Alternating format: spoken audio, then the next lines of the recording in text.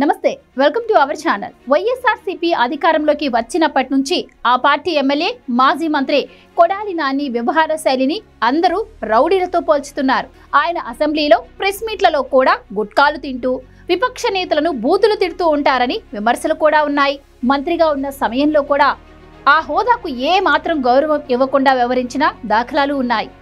పదవిలో ఉన్న వ్యక్తి హావభావాలు వస్త్రధారణ కూడా ఓ పద్ధతిగా లేకపోవడంతో కొడాలి నానిని అందరూ రౌడీ మంత్రి అని పిలిచేవారు। ఇలా ఎక్కడికక్కడ తీవ్రమైన విమర్శలను ఎదుర్కొంటున్న ప్రజాప్రతినిధిగా కొడాలి నాని రికార్డు నెలకొల్పారు। మరి అలాంటి ప్రజాప్రతినిధి ఎన్నికల సంఘం ఆదేశాలను పట్టించుకుంటారని ఎన్నికల కోడ్ను ఫాలో అవుతారని అనుకోవడం తప్పే అవుతుంది। కొడాలి నాని అవన్నీ చక్కగా అనుసరిస్తే ఆశ్చర్యపడాలి, కానీ పాటించకపోతే పెద్ద విడ్డూరమేమీ లేదు। ఆయన వ్యవహార శైలికి తగ్గట్లుగానే కొడాలి నాని ఎన్నికల సంఘానికి అడ్డంగా దొరికిపోయారు। ఎన్నికల ప్రచారంలో బహిరంగంగా స్వయంగా తానే డబ్బులిస్తూ రెడ్ హ్యాండెడ్గా వీడియోల్లోనూ ఫోటోల్లోనూ బుక్ అయ్యారు। గుడివాడ పట్టణం 20వ వార్డులో ఇంటింటి ప్రచారానికి వెళ్లిన కొడాలి నాని హారతి పట్టేవారికి బహిరంగంగానే 1000 రూపాయలు పళ్లెంలో వేస్తున్నారు। ఓటర్లను ప్రలోభ పెట్టేలా హారతి పళ్లెం ద్వారా కొడాలి నాని డబ్బుల పంపిణీ యథేచ్ఛగా చేస్తున్నారు।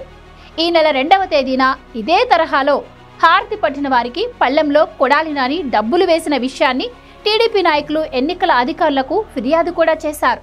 దీనిపై జిల్లా ఎన్నికల అధికారులు స్పందించలేదు। కొడాలి నాని ప్రచారంలో ఓటర్లను ప్రలోభ పెడుతున్నారని టీడీపీ అభ్యర్థి నాని ప్రత్యర్థి వెనిగండ్ల రాము బహిరంగంగా ఆరోపిస్తున్నారు। కానీ ఎన్నికల అధికారులు ఇప్పటిదాకా ఏమాత్రం స్పందించలేదు। ఇప్పుడు కొడాలి నాని బహిరంగంగా డబ్బులు హారతి పళ్లెంలో వేయడం కెమెరాలకు చిక్కడంతో ఇక ఆయన చిక్కుల్లో పడ్డట్టే అని అంటున్నారు। హారతి పళ్లెంలో డబ్బులు వేసే సంస్కృతి ఉన్నప్పటికీ అది గుడిలో పూజారి విషయంలో లేదా ఆడపడుచులు హారతి పట్టినప్పుడు ఎంతో కొంత సొమ్ము పళ్లెంలో వేయడం ఆనవాయితీగా ఉంటుంది।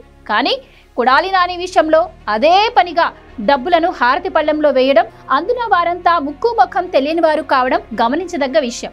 అయినా ఎన్నికల కోడ్లో ఈ సాంప్రదాయాలు చెల్లవు కాబట్టి రాబోయే 2-3 రోజుల్లో కొడాలి నానిపై చర్యలకు కన్ఫర్మ్ అన్న వాదన వినిపిస్తోంది।